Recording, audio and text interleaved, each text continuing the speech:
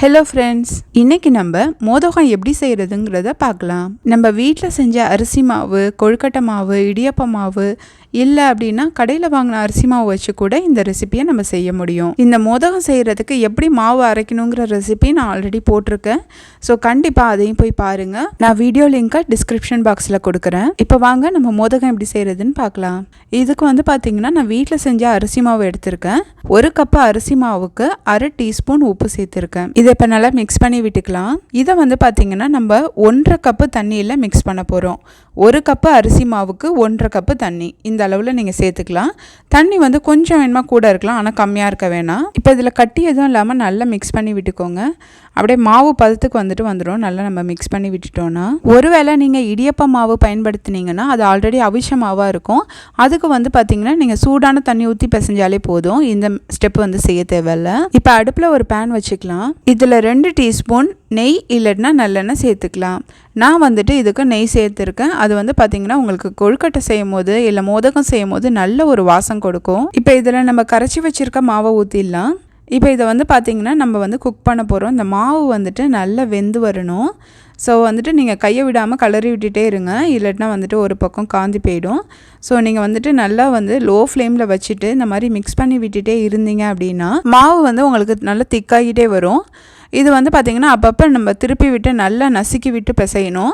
கிட்டத்தட்டக்கா பார்த்திங்கன்னா ஒரு சப்பாத்தி மாவு பதத்துக்கு அப்படியே வந்துடும் குக்காகி வரும்போது. இந்த மாதிரி மாவு பார்த்திங்கன்னா நல்ல சப்பாத்தி மாவு பதத்துக்கு வரணும்.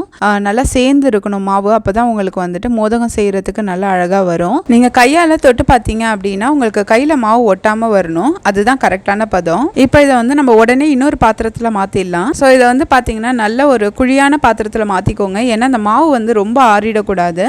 கொஞ்சம் அந்த ஹீட்லேயே அது அப்படியே ஊறணும். இப்போ இதில் இன்னொரு 1 டீஸ்பூன் நெய் போட்டுக்கோங்க. இந்த மாதிரி போடுறதுனால உங்களுக்கு மாவு நீங்கள் மோதகம் செய்யும் போது நல்லா அழகாக வரும். இதை நல்லா பிசைஞ்சி வச்சுக்கோங்க. பிசைஞ்சிட்டு அப்படியே நம்ம மூடி வைக்க போகிறோம். ஸோ பார்த்தீங்கன்னாவே தெரியும் உங்களுக்கு மாவு எந்த அளவுக்கு பைண்ட் ஆகி ஒன்றா சேர்ந்து வருது பார்த்துக்கோங்க. ஸோ இந்த மாதிரி இருக்கும் போது நமக்கு ஈஸியாக அதில் என்ன ஷேப் வேணுனாலும் நம்ம செஞ்சுக்க முடியும். ஒருவேளை உங்களுக்கு மாவு கொஞ்சம் ஹார்டாக இருக்க மாதிரியோ இல்லை உங்களுக்கு சரியாக அது பைண்ட் ஆகி வராத மாதிரி தெரிஞ்சிச்சுன்னா கொஞ்சமாக ஹாட் வாட்டர் தெளித்து கூட நீங்கள் அப்படியே மிக்ஸ் பண்ணிக்கலாம். இல்லை மாவு நல்லா சூடாக இருந்துச்சுன்னா நார்மல் வாட்டர் கூட தெளித்து நீங்கள் நல்லா மிக்ஸ் பண்ணிக்கலாம். இப்போ பார்த்தீங்கன்னா மாவு ரெடி ஆகிடுச்சு. இது காய விட்டுறக்கூடாது. ஒரு ஈரமான துணி இல்லைன்னா பேப்பர் டவலை வச்சு இதை நம்ம மூடி வைக்க போகிறோம். நம்ம நார்மலாக சப்பாத்தி மாவு பூரி மாவுலாம் பசையும் போது எப்படி நம்ம ஈர துணியை வச்சு மூடி வைப்போமோ அது மாதிரி மூடி வச்சுருங்க. ஏதோ ஒரு 10 நிமிஷம் அப்படியே இருக்கட்டும். இந்த நேரத்தில் நம்ம இட்லி பானை இல்லைன்னா இட்லி குக்கரில் தண்ணி ஊற்றி அடுப்பில் வச்சிடலாம். நீங்கள் மோதகத்தை வேக வைக்கிறதுக்கு இட்லி தட்டு இல்லைன்னா இந்த மாதிரி தட்டு கூட எடுத்துக்கலாம். இந்த தட்டில் நான் கொஞ்சமாக நெய் தடவி வச்சுருக்கேன்.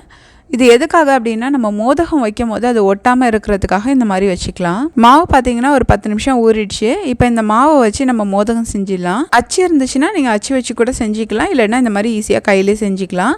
உங்களுக்கு மாவு நல்லா வந்துருந்துச்சுன்னா உங்களுக்கு ஈஸியாக அப்படியே உங்களுக்கு அதை ஷேப் கொண்டு வரதுக்கு முடியும்.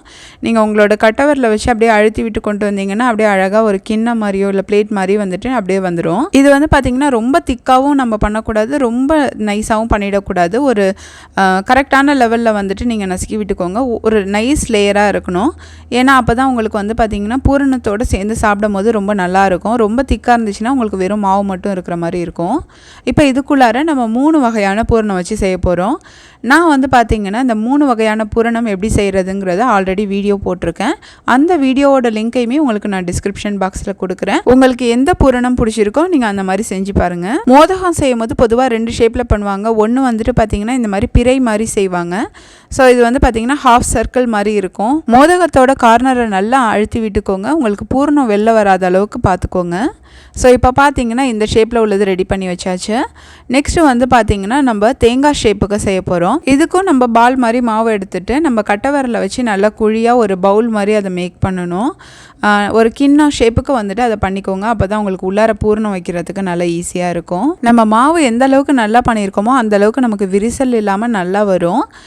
நீங்கள் பார்த்தீங்கன்னா மாவை காயவே விட்டுறாதீங்க. நீங்கள் கொஞ்சம் கொஞ்சமாக கூட செஞ்சுட்டு நீங்கள் அப்படியே அடுப்பில் வச்சு வேக வச்சுட்டு கூட நீங்கள் மிச்சத்தை செஞ்சுக்கலாம். முன்னாடி மாதிரியே இதுக்கும் 3 வகை பூரணம் வச்சு நம்ம செய்ய போகிறோம். ஸோ இது வந்து பார்த்திங்கன்னா நல்லா உங்கள் கட்டை விரலுக்கும் அடுத்த விரலுக்கும் வந்து நடுவில் வச்சுட்டு அப்படியே வந்துட்டு அதை ஒரு பவுச் மாதிரி நல்லா அப்படியே மடிச்சிடுங்க. அதோட ஓரங்களை அப்படியே மடித்து குவிச்சு கொண்டு வந்தீங்கன்னா உங்களுக்கு தேங்காய் ஷேப்புக்கு வந்துடும். ஸோ இது வந்து பார்த்திங்கன்னா அச்சில் கூட நிறைய பேர் செய்வாங்க. ஆனால் அச்சில் செய்கிறத விட நீங்கள் கையால் செய்யும் போது உங்களுக்கு நல்ல தின் லேயராக வரும். ஸோ சாப்பிடும் போது உங்களுக்கு இந்த மோதகம் ரொம்பவே டேஸ்ட்டாக நல்லாயிருக்கும். நீங்கள் கொழுக்கட்டை செஞ்சு ரொம்ப நேரம் அப்படியே வெளில வச்சிங்க அப்படின்னா அது வந்து பார்த்திங்கன்னா காஞ்சி போயிடும். உங்களுக்கு காய காய ஈஸியாக வந்து அதில் விரிசல் விட்டுரும். அதனால் அதில் இருக்க ஈரப்பதம் வந்துட்டு உங்களுக்கு குறையாத அளவுக்கு பார்த்துக்கோங்க. நீங்கள் வேணுமா இதையுமே ஒரு ஈர துணியை வச்சு அப்படியே செஞ்சு மூடி வச்சுக்கலாம். ஸோ எப்போதுமே கொஞ்சம் கொஞ்சமாக செஞ்சு அதை வேக வைக்கிறது ரொம்பவே ஈஸி அண்ட் நல்லாவும் இருக்கும். இப்போ இதை வச்சு வேக வைக்கும் போது ஒருவேளை உங்களுக்கு ரொம்ப விரிசல் விடுற மாதிரி இருந்துச்சு அப்படின்னா அதுக்கு காரணம் வந்துட்டு நம்ம இப்போ இந்த இட்லி பானையில் வச்சு மூடி வைக்கும் போது அதுலேருந்து அந்த தண்ணி வந்துட்டு அது மேலே சொட்டுறது தான் காரணம். ஸோ இந்த மாதிரி வந்து உங்களுக்கு விரிசல் விழுது அப்படின்னா கண்டிப்பாக நீங்கள் அது மேலே வந்துட்டு ஒரு துணியை வச்சு மூடி வச்சிங்கன்னா உங்களுக்கு விரிசல் விழாது. இப்போ பார்த்தீங்கன்னா நம்மளோட மோதகம் சூப்பராக ரெடி ஆகிடுச்சு. இதை வந்து பார்த்தீங்கன்னா ஒரு 10 நிமிஷம் தான் வேக வச்சேன். ரொம்பவே நல்லா வந்திருக்கு. மோதகம் செம சாஃப்டாக வந்திருக்கு. சாஃப்ட் மட்டும் கிடையாதுங்க, நம்ம நெய் போட்டதுனால அதோட வாசமே ரொம்ப நல்லா இருந்துச்சு. இந்த மெத்தடை பயன்படுத்தி நீங்களுமே உங்கள் வீட்டில் மோதகம் செஞ்சு பாருங்கள். ரொம்பவே சூப்பராக டேஸ்ட்டாக வரும். இந்த வீடியோ உங்களுக்கு ரொம்பவே யூஸ்ஃபுல்லாக இருந்திருக்கும்னு நினைக்கிறேன். நான் முன்னாடியே சொன்ன மாதிரி இந்த மாவு வச்சு செய்யக்கூடிய மற்ற ரெசிபீஸோட லிங்கையுமே நான் உங்களுக்கு டிஸ்கிரிப்ஷன் பாக்ஸில் கொடுக்குறேன். உங்களுக்கு இந்த வீடியோ பிடிச்சிருந்துச்சுன்னா லைக் பண்ணுங்கள், என்னோட சேனலுக்கு சப்ஸ்கிரைப் பண்ணுங்கள், பெல் ஐக்கானை மறக்காமல் கிளிக் பண்ணுங்கள். ஸோ நான் போடுற வீடியோட நோட்டிஃபிகேஷன் உங்களுக்கு கிடைக்கும். தேங்க்ஸ் ஃபார் வாட்சிங் my video. Thanks for your love and support.